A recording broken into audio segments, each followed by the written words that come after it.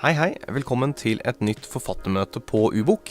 Jeg heter Alexander, jeg er en av de som er med på å drive denne siden. Jeg skal bare kort introdusere det intervjuet dere skal få høre på nå. Det er altså Erlend, en av våre superbrukere, som har fått sjansen til å intervjue Magnhild Bruheim. Erlend kjenner dere sikkert litt fra før. Han er en av de som har fått lov til å blogge en del på nettsida vår allerede. Da har han jo blant annet intervjuet Jørn Lier Horst. Det gjorde han over e-post. Denne gangen fikk han anledning til å møte Magnhild Bruheim personlig. Hun skulle på et sånt forfatterbesøk til skolen hans, og når han hørte om det, så sendte han henne en e-post og spurte om han kunne ta et raskt intervju for U-bok samtidig. Det hadde hun heldigvis veldig lyst til. Det setter vi veldig stor pris på. Tusen takk for det. Vi har ikke noe video til dette her, så da får dere bare se noen bilder som Erlend var snill å ta samtidig med det intervjuet, mens dere får høre på det de pratet om. Vær så god.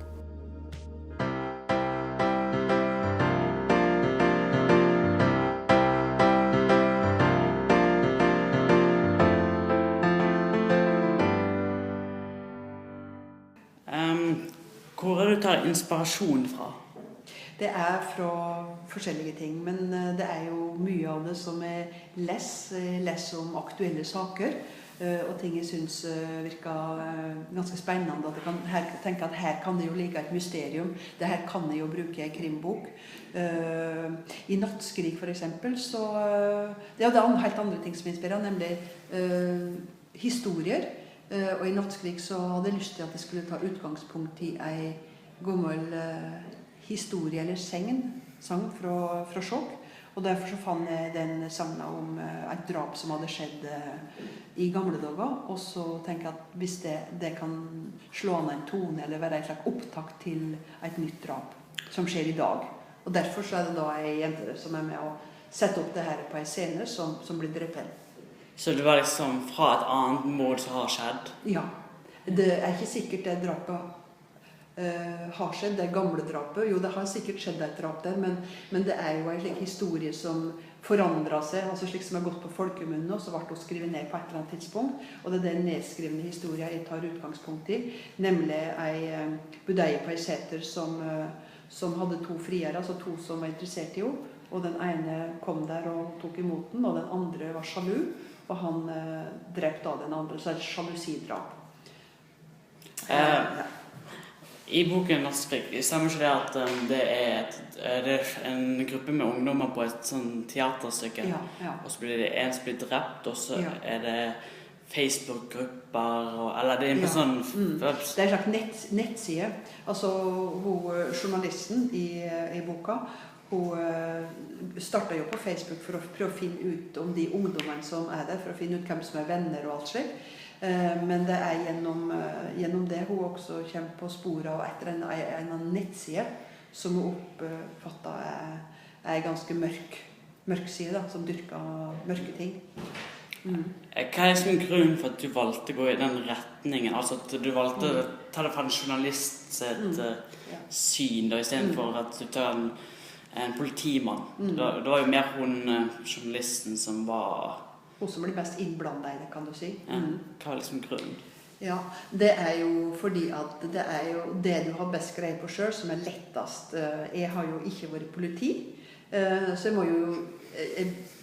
Jeg prøver jo å skrive politiarbeid så naturlig som troverdig som mulig, og jeg har jo spurt politiet og bedt dem lese og sagt at de skulle si fra hvis det var noe feil, og jeg har ringt ofte politiet og spurt hva vil jeg ha gjort i den saken der, og er det noen spesialister på slike felt å gjøre. Men det å velge en journalist er jo takknemlig for den som er journalist selv, slik som jeg, at du velger den yrkesgruppa som du selv kjenner, og du vet litt om arbeidsmetoder og hva du kan finne ut og hva du kan komme ut for. Så jeg synes jo det var veldig godt å få skrive om en journalist som kan på en måte være en del av etterforskningen. Og det er derfor jeg har lyst også til å bruke den som person senere. Ja, ok, skjønner. Så har du tatt liksom inspirasjon fra en forfatter når du skriver, altså en krimforfatter? Nei, egentlig ikke. Hvis det er noen som har inspirert meg av krimforfattere, så tenker jeg det må være ei som var veldig mye leser slik på 90-tallet, som heter Minette Walters. Du har kanskje ikke hørt om henne? Nei, fordi at hun ble borte. Altså hun skrev mange bøker som ble veldig, veldig kjent i Norge. Og alt ble omsettet da hun skrev. Men så de siste årene har hun vært borte, kan du si. Hun kanskje skriver hun fortsatt, men hun er ikke noe kjent lenger. Men hun skrev krimbøker som jeg synes var litt forskjellige fra de krimbøker andre skrev. At de inspirerte meg mye mer omkring mysteriet hun laget. Så jeg tenkte at hvis det går an å skrive slike krimbøker, så har jeg også lyst til å skrive krimbøker. Det var det som gjorde at jeg begynte med den første. Hva er grunnen for at du begynte å skrive i utgangspunktet? Tenker du krim eller litteratur i det hele tatt? Vi kan først ta litteratur i det hele tatt, kanskje. Det var jo fordi at for det første så likte jeg jo både å lese og skrive selv som barn. Og jeg likte jo å lage historier og hadde lyst til å skrive. Kjente at jeg hadde mer lyst til å skrive enn jeg faktisk gjorde det. Så hadde jeg jo en onkel som var forfatter, som skrev dikt både for barn og for voksne. Og hans barnerim var jo noe av det første som ble lest for meg, og som jeg ble kjent med. Og han var jo veldig snill, og jeg var glad i han, og jeg tenkte at hvis han var forfatter, så kunne kanskje jeg bli. Da hadde jeg lyst til å bli slik jeg meg, ikke sant? Så hadde jeg tenkt å skrive helt andre ting enn krim, for jeg var ikke så veldig interessert i krim. Men så, etter jeg hadde skrevet et manus som jeg hadde sendt inn, som jeg ikke fikk givet ut som bok, det var en helt vanlig, kanskje litt dramatisk roman, men ikke noe krim, så fikk jeg ideen til det som ble den første krimboka, fordi da fant jeg ut at jeg skulle ta utgangspunkt i noe som hadde skjedd i min egen barndom, ved at voksne folk kledde seg ut og gikk rundt for å skremme i mørke høstkvelder. Og det var jo veldig dramatisk den gangen når jeg var unge, fordi det var jo veldig mørkt, og det var jo veldig lite gatebelysning der jeg gikk om kvelden, og bare tanken på å møte det der skremselet, det fikk meg til å være livredd, og det var jo mange som sa at nå så jeg det, jeg så sjåkvarte kaller langfyrkja, det er et litt rart ord, men det var jo fordi at det var sagt at han eller hun som gjorde det gikk på styltrør og hadde et laken over seg, slik at det var veldig lang. Og det var jo helt sant at det var noen som gjorde det, og så tenkte jeg hvis jeg bruker det der, som mange var redd for i min barndom, alle husker jo det som levde den gangen, det har vært mange generasjoner som har opplevd det der. Nå har jo ikke vi sett kanskje på 30 og 40 år. Og det var ikke den samme som kledde seg ut hvert år, det var noen nye hvert år. Så tenkte jeg, hvis man gjør slik, hva er det som man gleder av å skremme andre, så tenkte jeg at det her er noe psykologisk, og så tenkte jeg å legge inn noe psykologi og lage noen rare forklaringer. Og så tenkte jeg at hvis i min bok så går da den utkledde rundt og med et skilt som varsler at så kan skje en ulykke, og så skjer det et drap like etterpå, så tenker jeg at hvis jeg da legger inn det drapet, så blir det en krimhistorie, og så legger jeg inn andre ting som var skummelt i min oppvekst, og så legger jeg det omtrent til det tidspunktet, og så kan det bli en spennende historie, og det ble en krimbok. Det er jo enormt spennende. Det var veldig spennende. Fordi det er jo slik, når du har det er den ukjente faktoren som er med å skape spenning i en roman, ikke sant, en krimroman, hvem er morderen, men her er det også hvem er det som går og kler seg ut, er det den som også er morderen, og hvis du da skal jakte på flere ukjente, så blir det jo veldig, veldig mye spennende å spille på da. Er de folkene i barndommen din, ble de tatt? Det er i hvert fall 1 eller 2 som var tatt, de fleste var ikke tatt. Ja, okay. Og det er litt rart, fordi at etter at når jeg snakket om den boka, så hadde jo faktisk folk som har sagt at det jeg opplevde den gang var det at jeg var på en skole og snakket om den boka, og da var den som rett opp hånda og sa at ja, bestefar min var jo blant dem som kledde seg ut sånn. Så da hadde de snakket om det hjemme, og da tenkte jeg ja, jeg skal ikke si noe mer, men jeg ville aldri ha innrømmet det. Men han tenkte ikke over at det var så ekkelt som det faktisk hadde vært en gang. I Nattkrig, ikke det en eldre mann som står og følger med på biler som skjer? At han sitter og skriver ned... Ja. Det er en eldre mann som har vært som opplevde i sin oppvekst at faren ble tatt. Og han var ung bare da, men fikk da en skade, tatt av nazisteren. Så det er jo en gammel motstandsfamilie, og han er litt... ufør, da kan du si, så han sitter veldig mye og ser ut og følger med på alt som skjer. Og han sitter også og skriver ned bilnummer, som av interesse, for biler av interesse, for han kunne aldri selv få seg en bil, fordi at han ble krøpling, da kan du si.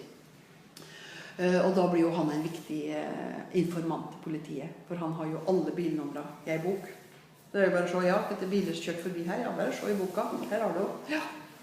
Han er jo med å løse mordet, han gir jo litt informasjon som er viktig. Han gir litt informasjon, så han blir en viktig informant for dem, ja, slik at de kan komme et stykke videre. Og han er jo da i slekt med en av dem som blir mistenkt i Langhaug.